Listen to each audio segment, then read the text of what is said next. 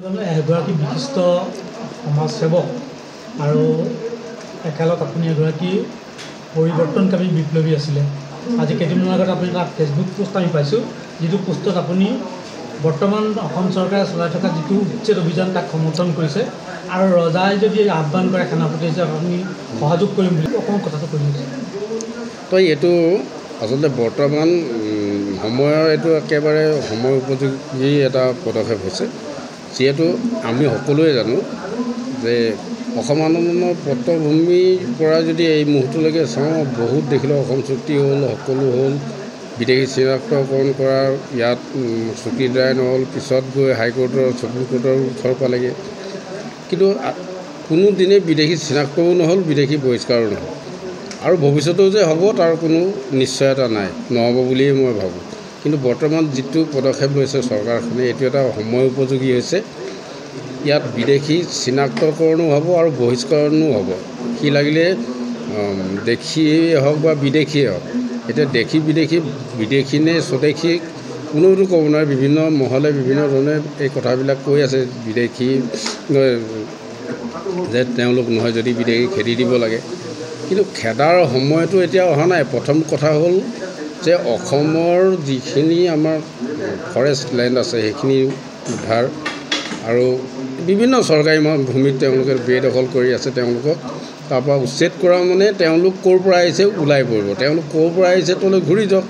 তেওঁলোক যদি ভাৰতীয় হয়, ভাৰতৰ যিকোনো ৰাজ্যৰ য'ৰ পৰা আহিছে তলৈ ঘূৰি যাওক।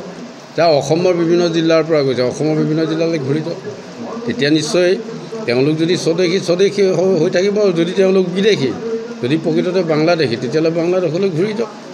এইটোৱে মোৰ আচল কথা। আৰু মই যিটো দেখি আছোঁ এতিয়া, বা আপোনালোকেও দেখিছে, আমি সকলোৱে দেখিছোঁ যে গোটেই কথাবিলাক এনেকুৱা হৈছে,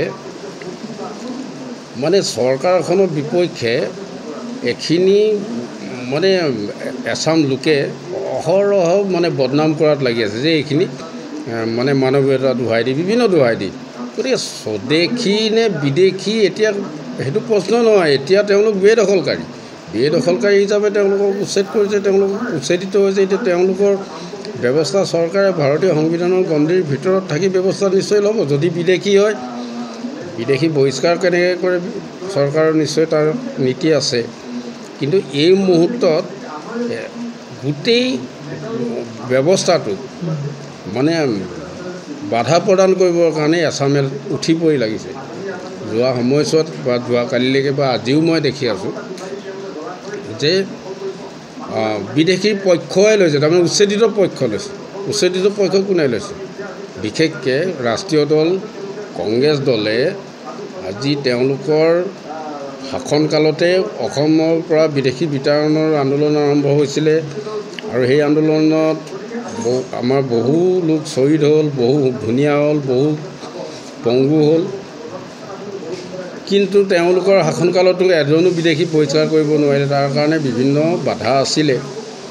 অসম চুক্তিৰ আধাৰত যেনেধৰণে বিদেশী চিনাক্তকৰণ, বহিষ্কৰণ এইবিলাক যদিও চুক্তিত লিপিবদ্ধ আছিলে, কিন্তু পৰৱৰ্তী সময়ত আইনত লৈ গুচি গ'ল, কাৰণ হাইকোৰ্ট সুপ্ৰিম কোৰ্ট হ'ল।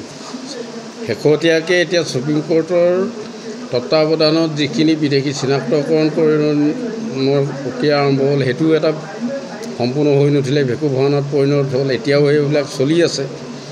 কিন্তু এই মুহূৰ্তত চৰকাৰখনে যিটো পদক্ষেপ লৈছে, চৰকাৰখনে বাকী ভাল কাম কৰিছে, বেয়া কাম কৰিছে, সেইবিলাকত মই তাত কমেণ্ট দিব নাযাওঁ। কিন্তু মোৰ দৃষ্টিত এটাই মই খুব ভাল পাইছোঁ যে বিদেশী হয়তো এইবাৰ বহিষ্কাৰ হ'ব, কাৰণ বিদেশী থকা অঞ্চলবিলাক আমি প্ৰত্যক্ষ বা পৰোক্ষভাৱে আমি আমাৰো দৃষ্টিগোচৰ নোহোৱাকৈ থকা নাই, অসমৰ জনসাধাৰণৰ দৃষ্টিগোচৰ নোহোৱাকৈ থকা নাই। গতিকে এইটো খুব ভাল পদক্ষেপ হৈছে। তেওঁলোকক এতিয়া মানে উচ্ছেদ কৰিব লাগে। উচ্ছেদ কৰি তেওঁলোকক স্বদেশী যদি তেওঁলোকৰ ভাৰতীয় সংবিধানৰ গণ্ডিৰ ভিতৰত ৰাখি তেওঁলোকৰ যিখিনি সমস্যা বা তেওঁলোকক যদি সংস্থাপিত কৰিব লাগে, সংস্থাপিত কৰিব লাগে। অন্যথা তেওঁলোক যদি বিদেশী, তেওঁলোকক চৰকাৰী নীতি অনুযায়ী তেওঁলোকক বহিষ্কাৰ কৰিব লাগে।